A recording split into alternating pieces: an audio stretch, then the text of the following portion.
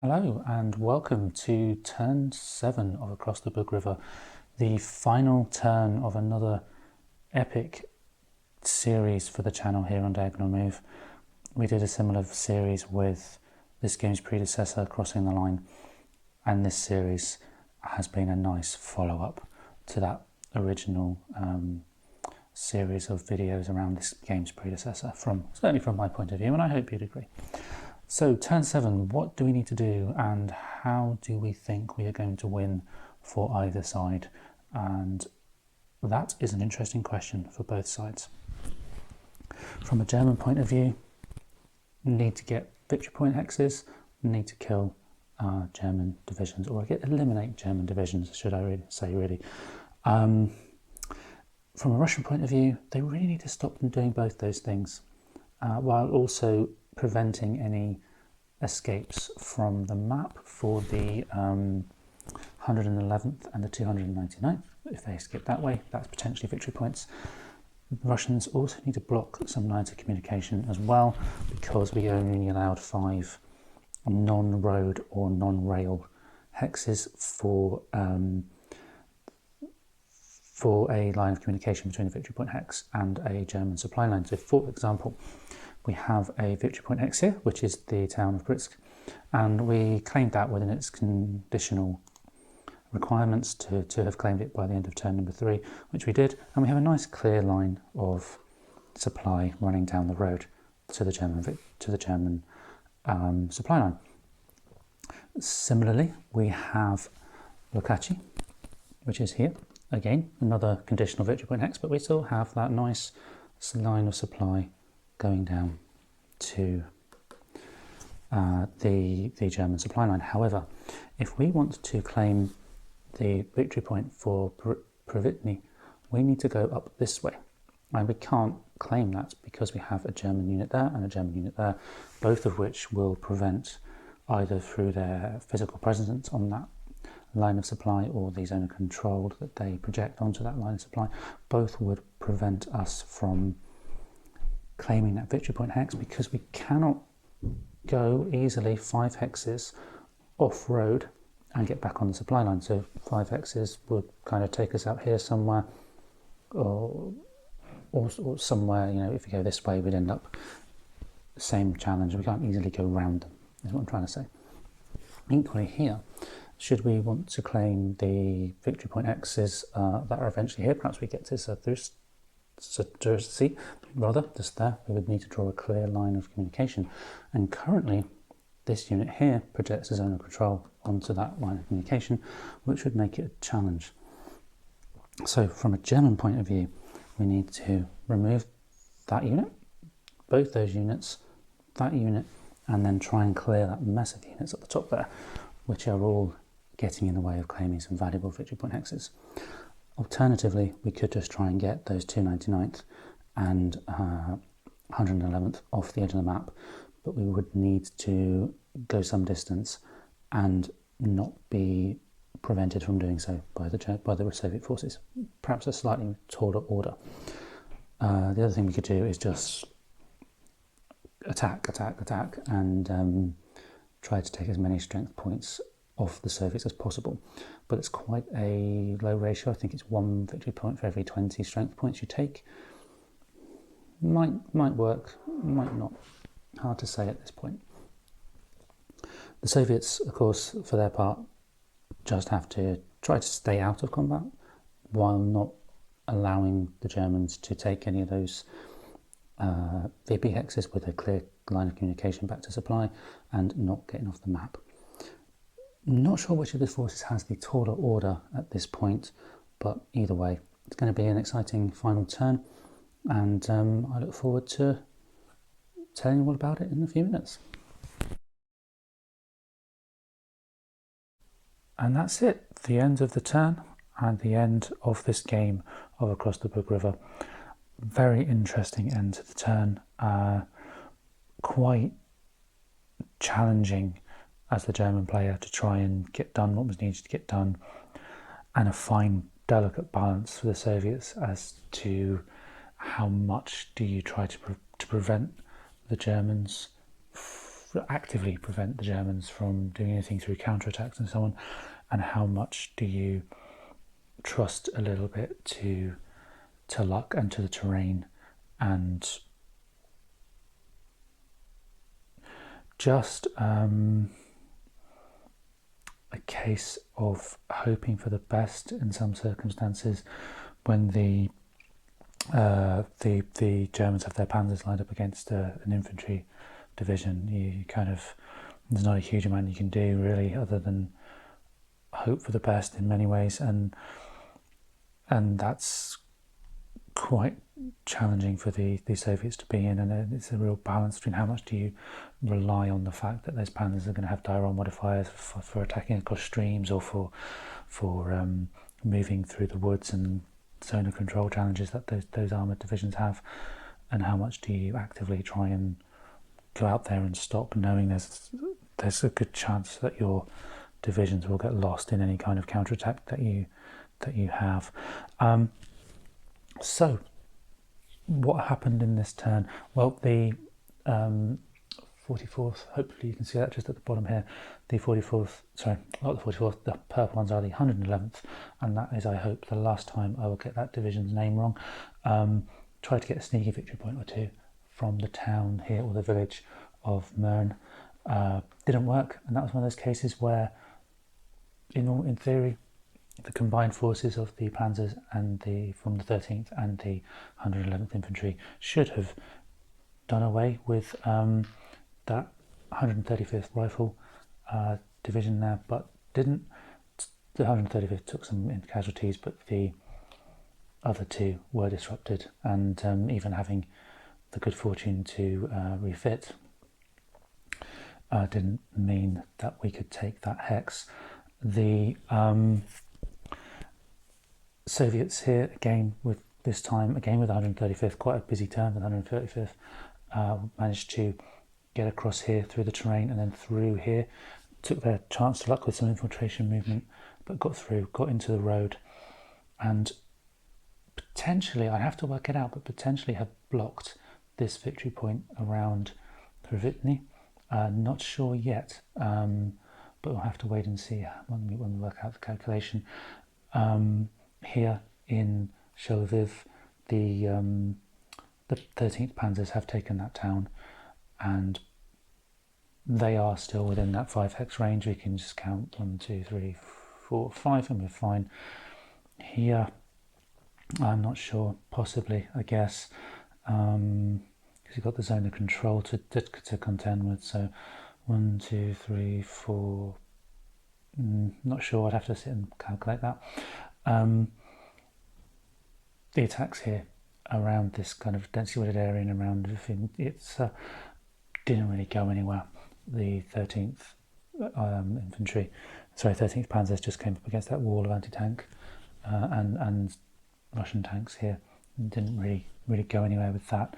And for the Russians, again, tried that sneaky movement around the back, this time to the 87th, to try and block off some of the communication line running along this main road and rail here, which they would have succeeded at had we got the Germans more this way, but we didn't, so it's a bit of a moot point, that particular move.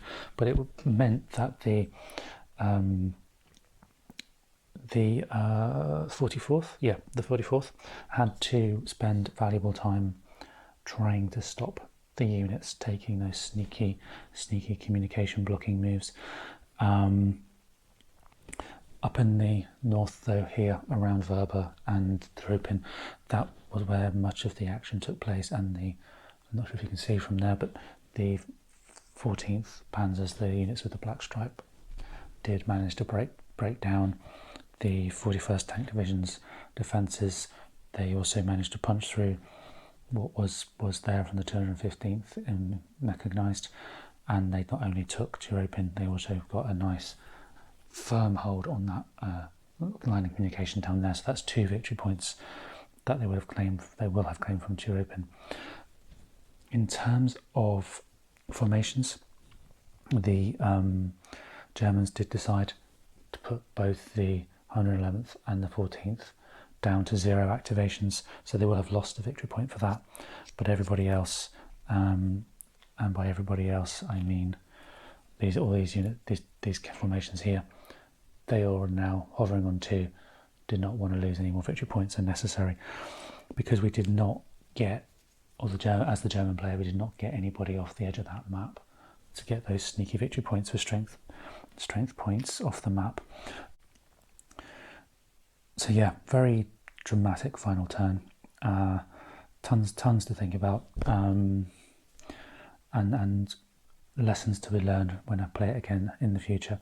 But yeah, really interesting, and a real demonstration of how in this game the Soviet player can still put in a good fight, and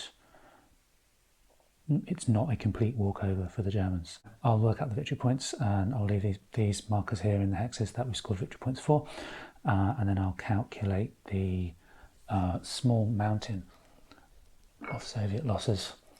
I don't think there's any Germans in there actually, I'll have to check that, but small mountain of losses there for the Soviets, and work out just how many VPs the Germans have, and then whether or not the Germans have won or the Soviets have won or drawn. Okay, before I disappear though, let's just check whether or not that hex there is within 5 of a communication line. 1, 2, 3, 4, 5. Yeah, we can't go across lakesides, but we can go across streams. So 1, 2, 3, 4, 5. Yeah, that's a VP there for the 111th. Bad luck, Soviets in that part. Anywho, I've got some calculations to do. Back in a moment.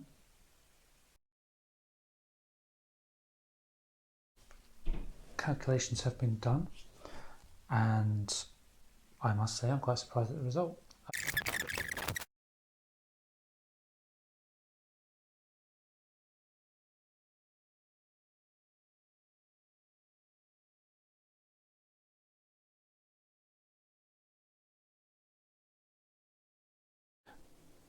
What then are my final thoughts on Across the Bug River? I must admit I tend not to review games quite as much as I used to. I never find that I have really got under the skin of a game, particularly these bigger games, in the time that's usually available to do reviews. But for this game, because I have spent so much time playing it, and even though it's my first full playthrough of the game, I have played the predecessor, and there are enough similarities between this and its predecessor Crossing the Line in that I think I can give a reasonable review or final thoughts summary of this game. Quite simply, I personally very much enjoy this game and this whole series. I do think they're absolutely excellent. They find a nice balance between that historical simulation with the the orders of battle and little rules that reflect the unique position of the scenario that we're looking at, with the playability. This is a very playable game, and for me personally that's very important. I always want to feel like I have an opportunity to win a game, and I think that's partly why I struggled with the Soviets, because I didn't see how they could win for so much of this game, but obviously it turned out they did. The Soviets had a decisive victory, and for me that's incredibly important, that you can have a fun time with a game, and that they are games. I mean, yes, you have all the historical elements to it, and that's great and absolutely fascinating, but if I'm going to spend 15, 16 hours or more playing something, I want it to be enjoyable and fun, particularly if you're playing something multiplayer. I haven't played this particular game multiplayer, but I have played the predecessor Crossing the Line multiplayer over Vassal, and multiplayer this series is extremely good. You're engaged throughout because of the formation reactions because of the hidden information. There's never a moment where you feel like you don't have anything to do. Even when you run out of formation activations yourself, you've always got something to think about, because you're trying to work out how the other person is going to take theirs, and how you can, in a few activations time or the next turn, how you can make the most benefit of the situation and how the situation is unfolding. So it's a very, very good, very playable game. I have heard in the comments and in forums and so on that the game can be a little bit fiddly. I personally don't find that, but I do think if it is anywhere that could be said to be fiddly, it would be to do with these strength multiplier counters. Basically what you do, for anyone who's not played it or who hasn't seen a review of Crossing the Line, is you will, depending on the position of the unit, you will multiply, if that decides it wants to focus, but you'll multiply the strength of a unit by its type of attack. So if each of these columns represent a mode of attack, that could be a hasty attack, a regular attack, or prepared attack, you multiply those by the effectiveness, which is the black number, the black sort of bolded number of each unit. And that's obviously quite straightforward. If you have a single unit, say you have an effectiveness of 3, you're doing a regular attack, that's simply the strength of 2 times by 2. Fairly simple. But when you perhaps have multiple units in a stack, each with a different effectiveness number, you then have to start multiplying the attack by the different numbers. And then if you're in defending, you may even have disrupted units in there as well. And so I can understand why people may find it a little bit fiddly, because you're not multiplying an entire stack as a whole, as you do in many other games. But that aside, it's a very straightforward game once you get your head around what it does differently to other games. So once you understand the concepts behind those strength multipliers, behind the formation activations and the action points, it really does work very, very well, because some of those concepts that you have in war games, the zones of control, the movement points, the different combats, the terrain modifiers and what have you, they're all much the same as other war games. So if you have a bit of experience with war games, my personal opinion is to certainly give this one a look at the very least.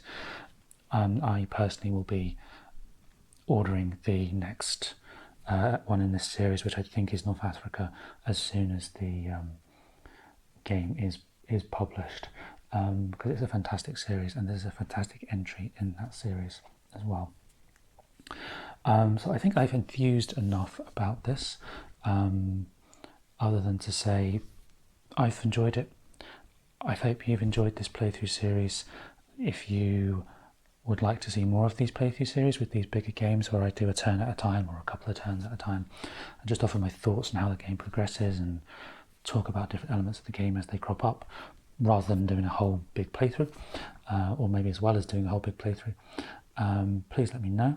In the meantime though, I hope I will see you again next time.